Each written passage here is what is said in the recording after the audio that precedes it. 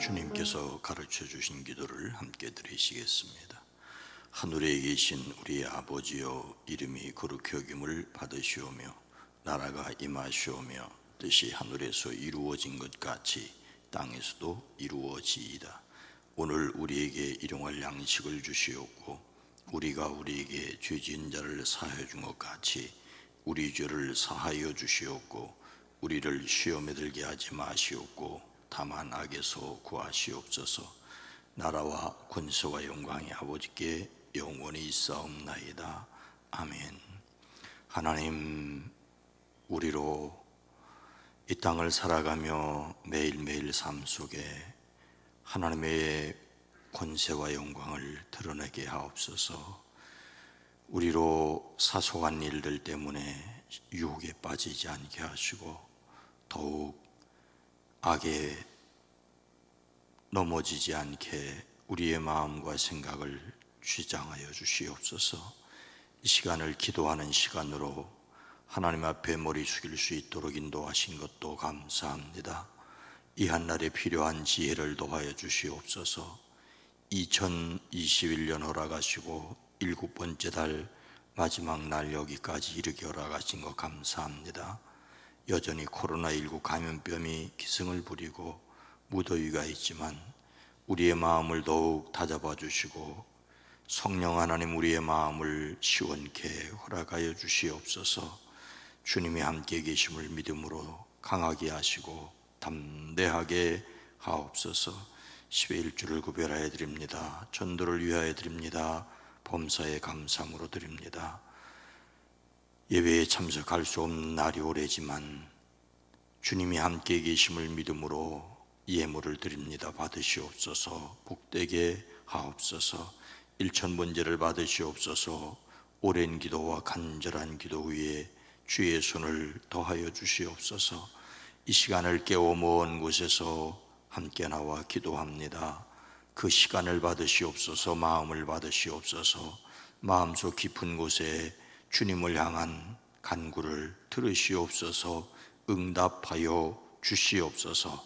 예수님의 이름으로 축복하여 간절히 기도드리옵나이다. 아멘. 찬송가 502장입니다. 빛의 사자들이여. 찬송가 502장입니다.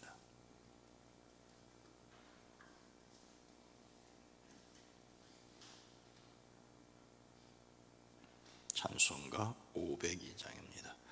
빛의 사자들이여 쏘가서 어둠을 물리치고 주의 진리 모르는 백성에게 복음의 빛 비춰라. 빛의 사자들이여 복음의 빛 비춰라. 죄로 든 밤 밝게 비춰라. 빛의 사자들이여 선한 사역 위하여 힘을 내라. 주 함께 하시겠네. 주의 크신 사랑을 전파하며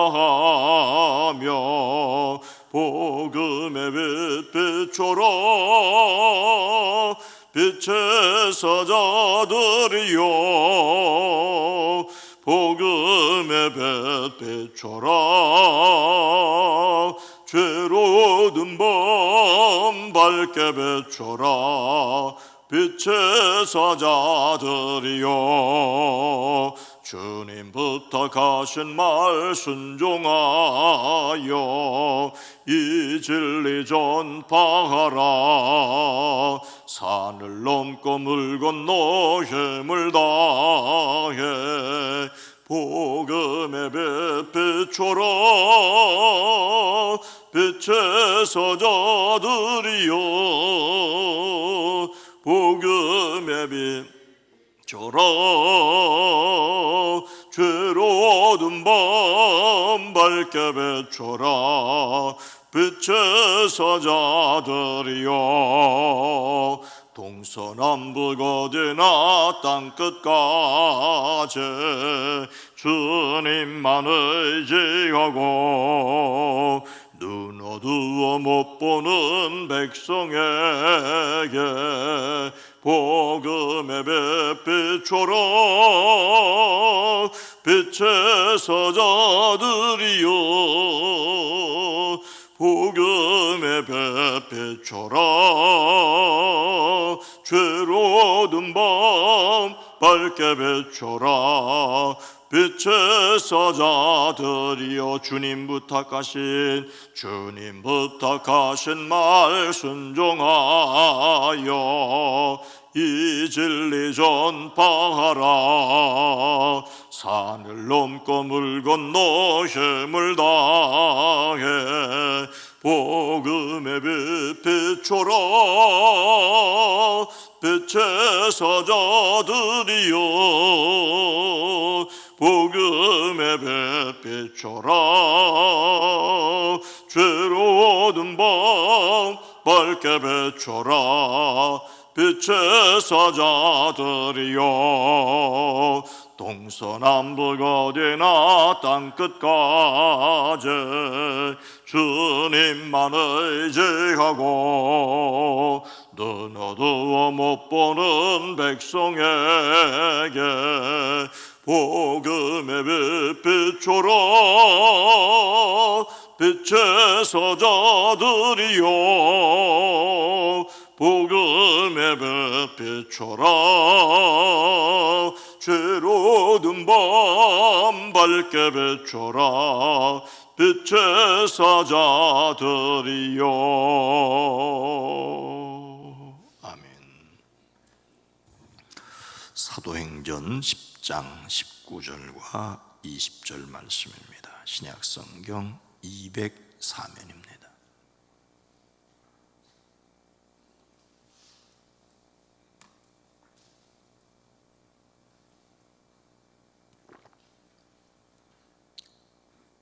사도행전 10장 19절로 20절 말씀을 함께 읽습니다. 베드로가 그 환상에 대하여 생각할 때에 성령께서 그에게 말씀하시니 두 사람이 너를 찾으니 일어나 내려가 의심하지 말고 함께 가라. 내가 그들을 보내었느니라 하시니. 아멘. 오늘도 예수 그리스도 그 이름으로 승리하시기를 주의 이름으로 축복합니다. 부활하신 예수님께서 제자들에게 성령 충만을 약속하시고 이어서 말씀하시죠. 오직 성령이 너희에게 임하시면 너희가 권능을 받고 예루살렘과 온 유다와 사마리아와 땅끝까지 이르러 내 증인이 되리라. 그래서 오순절에 성령으로 충만한 제자들은 권능으로 예루살렘을 넘어 온 유다와 사마리아로 달려가야만 했었습니다. 하지만 그들은 그렇게 하지 않았지요. 그들은 예루살렘에 머물러 있으려고 하였습니다. 스데반의 순교 이후 예루살렘 교회에 큰 박해가 일어난 후에야 사도들 이외의 모두 유다 지방과 사마리아 지방으로 흩어졌습니다. 빌립은 사마리아로 내려가 전도했고 성령의 인도하심으로 에티오피아의 관리에게도 전도하였습니다. 베드로도 사방으로 두루 다니다가 루다에 내려가 거기 사는 성도들에게 주의 복음을 확인했습니다. 그리고 요바로 가서 죽은 도로가를 살리게 됩니다. 그리고 베드로는 요바에 머무르고 있었습니다. 그러던 어느 날 베드로가 기도하려고 지붕으로 올라갔습니다. 때는 오정쯤이었고 배가 고파서 무엇을 좀 먹었으면 하는 생각이 들었습니다. 사람들이 음식을 장만하는 동안 베드로는 황홀경에 빠졌습니다. 하늘이 열리고 큰 보자기 같은 그릇이 네 모퉁이가 끈에 매달려 땅으로 드리워져 내려오는 것을 보았습니다. 베드로가 본 보자기 안에는 온갖 네 발 가진 짐승과 땅에 기어다니는 것들과 공중의 새들이 골고루 들어있었습니다. 베드로야, 일어나서 잡아 먹으라 하는 음성이 곧 이어서 들려왔습니다. 이에 그는 주님, 절대로 그럴 수 없습니다. 나는 속되고 부정한 것은 한 번도 먹은 일이 없습니다라고 하였습니다. 그랬더니 두 번째 음성이 다시 들려왔습니다. 하나님께서 깨끗하게 하신 것을 속되다고 하지 말아라. 이런 일이 무려 3번이 있은 뒤에 그 그릇은 갑자기 하늘로 들려져 올라갔습니다. 베드로는 자기가 본 환상이 대체 무슨 뜻일까 하면서 속으로 어리둥절하고 있었습니다. 베드로의 마음은 혼란스러웠습니다. 이때 누가 베드로에게 환상에 대하여 말씀해 주셨습니까? 19절 말씀입니다. 베드로가 그 환상에 대하여 생각할 때에 성령께서 그에게 말씀하시되 두 사람이 너를 찾으니. 성령께서 베드로에게 말씀해 주셨습니다. 베드로는 그 환상에 대하여 생각하고 있었습니다. 베드로는 자기가 본 환상이 무슨 뜻인지 속으로 의아해했습니다. 완전 당황했습니다. 그는 예수님의 제자로 부름을 받았으나 또한 경건한 유대인이었습니다. 베드로가 경건한 유대인이었다는 사실을 우리는 자주 잊고 있습니다마는 분명히 그는 경건한 유대인이었습니다. 정한 것과 부정한 것을 가려먹는 사람이었습니다. 그런데 부정한 것을 먹으라니 적지 않게 당황하였습니다. 더욱이 하나님께서 깨끗하게 하신 것을 속되다 하지 말라라는 말씀을 들으니 몹시 당혹스러웠습니다. 율법을 열심히 지키는 유대인 시몬과 그래도 예수님을 3년씩이나 따라다닌 제자 베드로가 같은 사람 안에서 갈등을 했습니다. 그래서 그는 환상을 곰곰이 생각하고 있었습니다. 여기에서 생각한다는 말은 깊이 고민하다는 뜻이기도 합니다. 갈릴리 나사렛 마을의 마리아가 같은 마을의 요셉과 약혼을 하였지요. 당시 약혼은 같이 살지만 않을 뿐 결혼했다는 것과 똑같은 효력이 있었습니다. 그런데 마리아가 성령으로 잉태한 사실이 드러났습니다. 요셉은 약혼자 마리아에게 부끄러움을 주지 않으려고 가만히 파혼하려 하였습니다. 이것이 요셉이 할 수 있는 최선이었습니다. 요셉이 이렇게 생각하고 있는데 주의 천사가 꿈에 그에게 나타나 말씀하십니다. 다윗의 자손 요셉아, 두려워하지 말고 마리아를 내 아내로 맞아들여라. 그의 태중에 있는 아기는 성령으로 말미암은 것이다. 마리아가 아들을 낳을 것이니 너는 그의 이름을 예수라 하여라. 그가 자기 백성을 그들의 죄에서 구원하실 것이다. 마리아가 자기와 관계없이 임신하였다는 것을 알게 되었을 때 요셉이 생각하였다는 것과 오늘 말씀에서 베드로가 환상에 대하여 생각하였다는 말이 같은 단어입니다. 요셉의 고민과 베드로의 고민이 연결이 되십니까? 요셉의 고민은 이해가 되겠지만 베드로의 고민은 이해가 쉽지 않을 수 있습니다. 하지만 베드로의 생각이 그만큼 깊었다는 것입니다. 복음이 예루살렘에서 땅끝을 향하여 온 유다와 사마리아를 넘어가는 것이 결코 쉽지 않았습니다.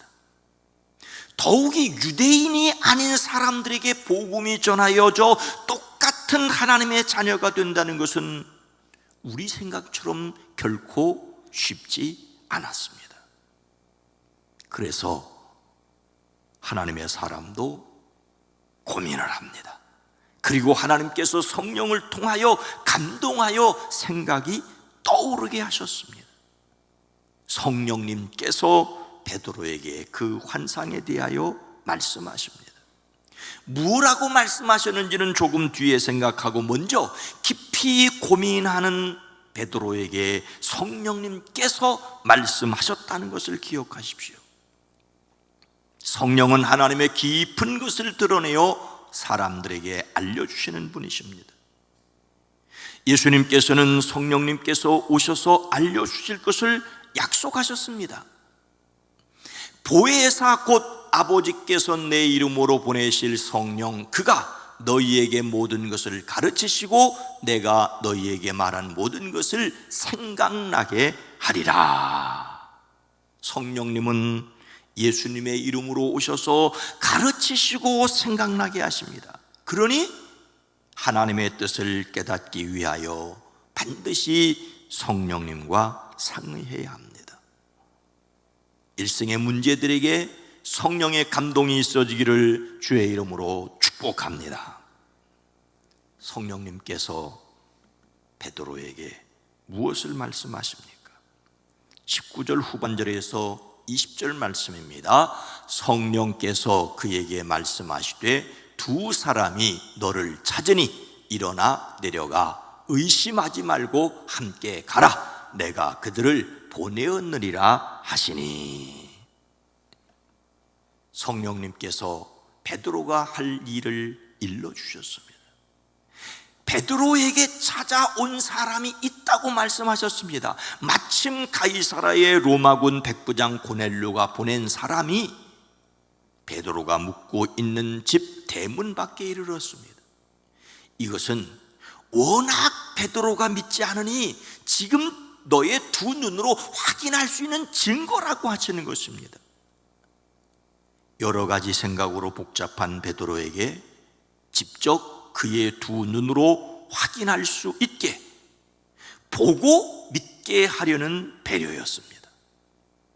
성령님께서는 의심하지 말고 함께 가라고 말씀하십니다. 의심하지 말라고 말씀하셨다는 것은 베드로가 매우 의심하고 있었다는 말이기도 하지요. 의심하다는 말은 철저하게 분리하다는 뜻입니다. 철저하게 분별하려니 반대하고 논쟁하고 망설입니다. 그렇게 하지 말고 확실히 믿으라는 것입니다. 사실 베드로가 고넬료의 집에 간다는 것은 매우 조심스러운 말이지요. 나중에 그가 고넬료의 집에 들어가 이렇게 말하지 않습니까? 유대 사람으로서 이방 사람과 사귀거나 가까이 하는 일이 불법이라는 것은 여러분도 아십니다. 그런데 하나님께서 나에게 사람을 속되다 하거나 부정하다 하거나 하지 말라고 지시하셨습니다. 그래서 여러분이 나를 부르러 사람들을 보냈을 때에 반대하지 않고 왔습니다. 이런 형편이었으니 성령님께서 베드로에게 그를 찾는 사람을 바로 만나게 하시고 의심하지 말라고 말씀하시고 따라가라고 말씀하신 것이었습니다. 이 일은 바로 하나님이 하시는 일이라는 것을 분명히 말씀하십니다. 베드로가 본 하늘에서 내려온 보자기 속에 든 것은 이미 하나님께서 깨끗하게 하셨으니 베드로가 부정하다고 말할 수 없다는 것입니다. 하나님께서는 모든 지역의 모든 사람을 예수님을 믿음으로 정결하게 하십니다. 베드로가 환상의 내용과 성령의 지시함에 대하여 조금도 의심하지 말고 강한 믿음을 가지고 따라가야 할 것을 하나님께서 명령하십니다. 성령님께서는 베드로에게 유대인은 깨끗하고 이방인은 부정하다라는 그런 구분을 더 이상 하지 말라고 하십니다. 이렇게 해서 비로소 유대인을 넘어 로마인에게 복음이 전도되게 하셨습니다. 예수님을 담는 성품 주제 7월에 함께한 내용은 유용성이었습니다. 예수님을 닮는 성품으로서 유용성은 다른 사람을 섬기기 위하여 내 일정과 우선순위를 양보하는 것이었습니다. 유용성이란 다른 사람을 더 잘 섬기기 위한 능력이라고 할 수가 있습니다. 우리는 이를 위하여 많은 소주제를 생각했습니다. 모든 것은 하나님의 능력으로입니다. 하나님의 능력으로. 그래서 누구를 섬길지를 정한다. 언제든지 섬길 준비를 한다. 남보다 가족을 먼저 섬긴다. 주는 자가 된다. 나보다 남을 먼저 생각한다. 사람에게 무엇이 필요한지를 헤아린다. 피하지 않고 도울 길을 찾는다. 나를 부를 때를 대비한다. 섬길 기회를 기뻐한다. 그리고 마지막 주제로 결정하기에 앞서 합당한 사람과 상의한다 등등을 생각했습니다. 예수님은 먼저 기도하셨고 룻은 나오미에게 허락을 요청하였고 오늘 말씀에서 베드로는 성령의 인도하심에 순종하였습니다. 우리는 이런 말씀과 주제 앞에서 역시 나는 절망할 수밖에 없습니다. 그래서 하나님의 은혜를 굳게 믿고 성령의 도우심을 의지할 수밖에 없습니다. 유용성, 다른 사람을 잘 섬기기 위하여 합당한 사람과 상의하되 특히 먼저 성령님과 상의해야 합니다. 함께 계시는 성령을 확신하시고 기도함으로 담대한 저와 여러분 모두가 되어지기를 주의 이름으로 축원합니다. 거룩하신 하나님, 자비로우신 주님, 무지렁이 같고 벌레만도 못하다고 여겨져도 하나님의 손에 들려져 아름답게 쓰임받게 하옵소서. 주님은 오히려 나는 입술이 부정한 백성입니다라고 고백하던 이사야를 사용하셨습니다. 다만 하나님이 먼저 우리를 사랑하셨음을 기억하고 믿음으로 말미암아 주님이 함께 하시는 삶을 살아낼 수 있게 하옵소서. 우리가 주님의 성품을 생각할 때마다 부족한 것과 연약한 것과 부끄러운 것을 더 많이 생각하고 고백할 수밖에 없습니다. 그래서 더욱 주의 은혜를 구합니다. 십자가의 은혜에 굳게 서서 강하게 하시고 담대하게 하시되 매일 성령의 인도하심을 받게 하옵소서. 우리의 일상생활을 지켜주시옵소서. 우리의 사랑하는 이들 수술 후에 회복을 기다리는 이들에게 강건케 하시고 무더위에 지친 이들을 평안케 허락하여 주시옵소서. 하나님, 2021년에 전반이 지나고 또 한 달 7월의 마지막 날 여기까지 왔습니다. 내일 8월의 첫 주일이자 8월의 새날을 맞습니다. 사랑하는 성도들의 가정, 일터, 사업장을 지켜주시옵소서. 여전히 마음에 품고 기도하는 간절한 기도 위에 주여 응답하여 주시옵소서. 성령으로 충만하여 실망하지 않고 낙심하지 아니하고 담대하게 여전히 바라며 소망하며 나아가게 하옵소서. 영혼이 잘됨을 강건함으로 범사에 누리게 하옵소서. 하늘에서 이루어진 것을 믿습니다. 땅에서도 이루어지는 것을 우리로 보게 하옵소서. 예수님의 이름으로 간절히 기도드리옵나이다. 아멘. 오늘 말씀을 생각하며 공동 기도 제목을 정해봤습니다. 우리 개인이 먼저 성령님과 상의하게 하옵소서. 우리 교회가 성령으로 충만한 교회 되게 하옵소서. 주여, 이 땅이 하나님을 대적하지 않게 하옵소서. 주여 도우시옵소서. 기도합니다. 주여